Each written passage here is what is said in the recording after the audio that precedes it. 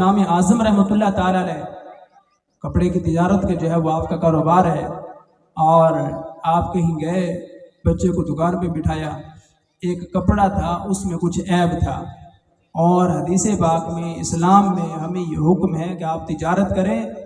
مبیع میں چیز جو بیچنی ہے اس میں جو بھی عیب ہے خریدنے والے کو بتا دیں کہ اس میں یہ عیب ہے، آپ کا دل چاہے آپ خرید لیں، نہ چاہے تو پڑا رہے، کوئی اور لے جائے گا، اور ظاہری بات ہے جس میں عیب ہے، نقص ہے، اس کا ریٹ جو ہے وہ کم ہوگا، اور ایک کپڑا ہے اس میں عیب ہے، امام اعظم نے اس کپڑے کو جو ہے وہ سائڈ پر رکھا ہوا ہے، جو بھی آتا ہے بتاتے ہیں کہ اس کپڑے میں یہ نقص ہے، یہ عیب ہے، اس کی قیمت کم ہے، خریدنا ہے تو خرید لیں ورنہ دوسرا خرید لیں زیادہ ریٹ والا بے عیب کپڑا۔ وہ کپڑا سائڈ پر پڑا ہوا ہے، آپ کہیں چلے گئے، پیچھے لڑکا جو ہے دکان پر کام کر رہا ہے، اور کوئی عورت آئی کپڑا خریدنے کے لیے، انہوں نے وہی کپڑا اٹھایا اور بیچ دیا، اور یاد نہ رہا کہ اس کپڑے کا عیب جو ہے وہ بیان کرنا ہے، قیمت پوری لے لی دوسرے کپڑے کی طرح۔ شام کو جب امام اعظم رحمۃ اللہ تعالی کو پتہ چلا کہ وہ کپڑا بک چکا ہے اور پوری قیمت میں بک چکا ہے، ہم تصور کریں کہ ہم کس طرح زندگی گزار رہے ہیں۔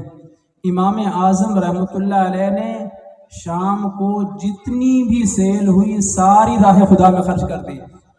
اور میں کہ مجھے کیا معلوم کہ اس عیب والے کپڑے کا جو بدل ہے وہ کون سی رقم ہے، مجھے تو معلوم نہیں ہے،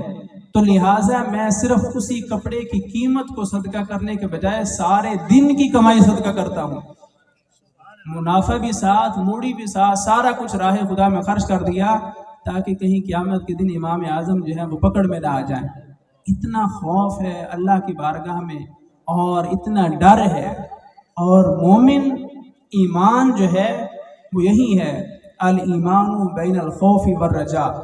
ایمان اللہ کے خوف اور اللہ کی رحمت سے پر امید ہونے کے درمیانی کیفیت کا نام ہے۔